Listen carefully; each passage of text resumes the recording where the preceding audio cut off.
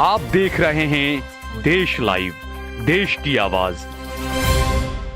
आदाब, नमस्कार, सत श्री अकाल। देश लाइव में आपका स्वागत है। मैं हूं सहल कुरैशी।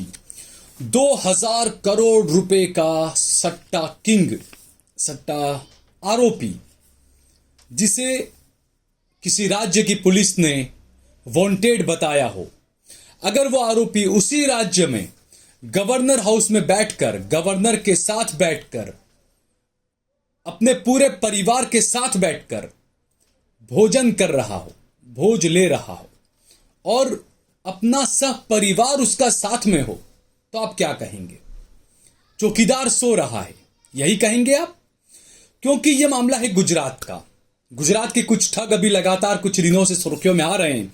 किरण पटेल को भी आपने देखा था किस तरीके से वो जम्मू कश्मीर के अंदर बड़ा अधिकारी बनकर घूम रहा था, खुद को पीएमओ का अधिकारी बताता था।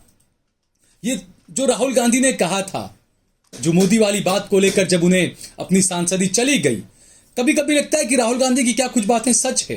ये तमाम लोग गुजरात से कैसे आ रहे हैं, गुजरात के इतने सब मामले कैसे हो रहे हैं? अब मामला जो आया है, दरअसल पिछले कुछ दिनों पहले गुजरात के अहमदाबाद के माधोपुरा इलाके में तकरीबन 2000 करोड़ रुपए का सट्टा पकड़ा गया था। पुलिस ने कुछ लोगों को गिरफ्तार किया, कुछ लोग विदेश भाग गए बताए जा रहे हैं, जिन्हें पुलिस ने वांटेड बता दिया। अब पुलिस ने उन वांटेड में जिनका नाम लिया, उन्हीं में से एक है जीतू थराद, जिसे जीतू जैन भी कहा जाता है और जीतू ठक्कर भी कहा जाता है। जीतू थराद, जिसे अहमदाबाद की पुलिस वांटेड मानती है।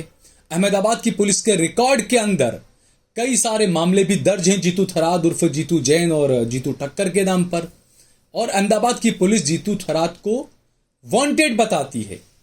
लेकिन पिछले दिनों कुछ तस्वीरें आई जिसने सबको हिलाकर रख दिया। वो तस्वीरें ये है, आप देखिए। गवर्नर हाउस के अंदर जो गुजरात के गवर्नर हैं देवव्रत आचार्य, वो बैठे हुए हैं। उनके साथ में जीतू थराद, जो 2000 करोड़ रुपए के सट्टे का आरोपी है, वो बैठकर खाना खा रहा है अपने परिवार के साथ, और बहुत ही इत्मीनान के साथ वो अपने परिवार के, पूरे परिवार के साथ में गुजरात के गवर्नर के साथ में फोटो खिंचवा रहा है। और हैरानी की बात तो यह है कि इस वक्त मुख्यमंत्री साहब खुद भी मौजूद हैं, गुजरात के मुख्यमंत्री भी। अब ऐसी तस्वीरें, इस तरह का आरोपी कहां कहां इस्तेमाल कर सकता है, वो आप सोचते रहिए। अब सवाल ये उठता है कि आखिर इसके लिए जिम्मेदार कौन है? क्योंकि ये तो सभी को पता है कि जब गवर्नर हाउस में कोई जाता है, गवर्नर से मुलाकात करने कोई जाता है, तो बिल्कुल आईबी की और तमाम सुरक्षा एजेंसियों की पूरी निगाहें, पूरी नजरें वहां पर लगी रहती है।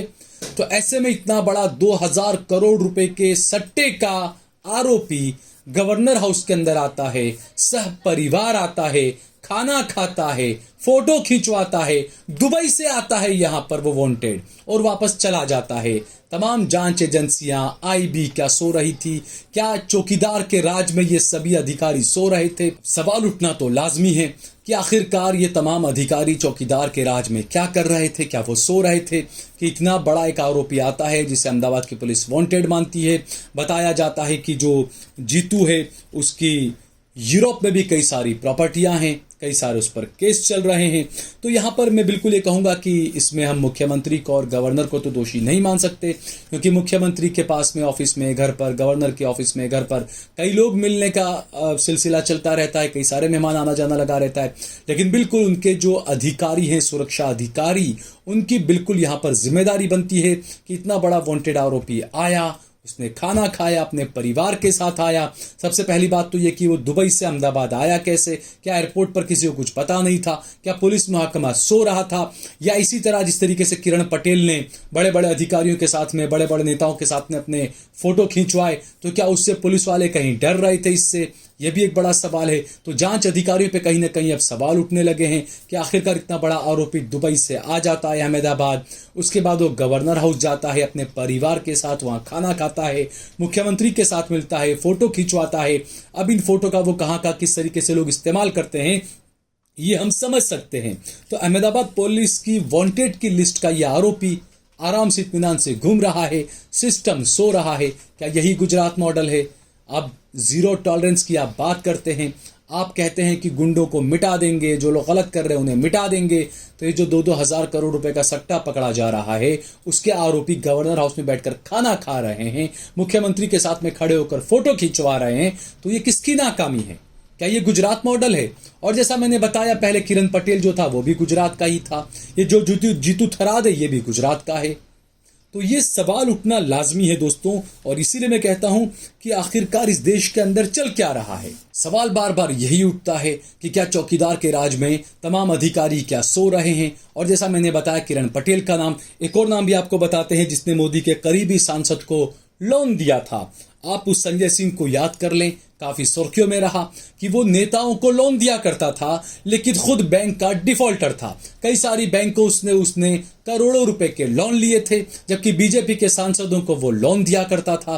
कई नेताओं के साथ में उसकी तस्वीरें वायरल हुई, उसके बाद में हंगामा खड़ा हुआ, लेकिन गोदी मीडिया खामोश रहा। गोदी मीडिया इन खबरों को आपको नहीं दिखाएगा, क्योंकि मामला मोटा भाई के घर का है। इसलिए तनख्वाह कहां से आती है, काम कैसे चलता है, ये सवाल उठना लाजमी है। तो इसलिए गोदी मीडिया आपको ये खबरें नहीं दिखाएगा।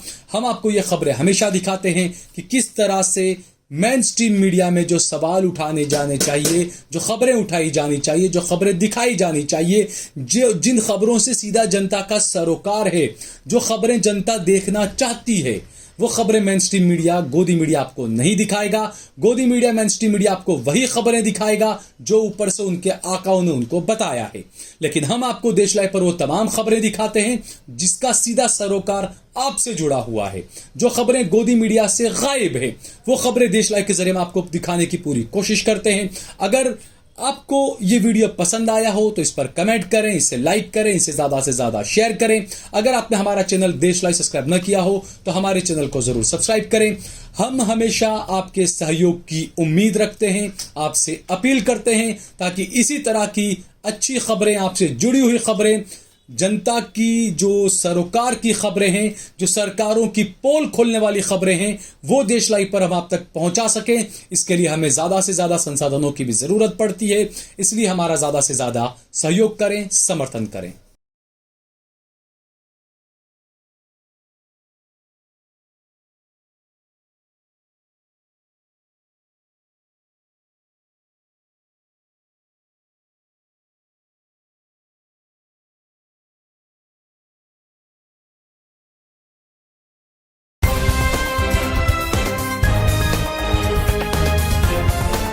देश और दुनिया की तमाम छोटी और बड़ी खबरों के लिए हमारे चैनल को सब्सक्राइब करना न भूलें और बेल का बटन जरूर दबाएं।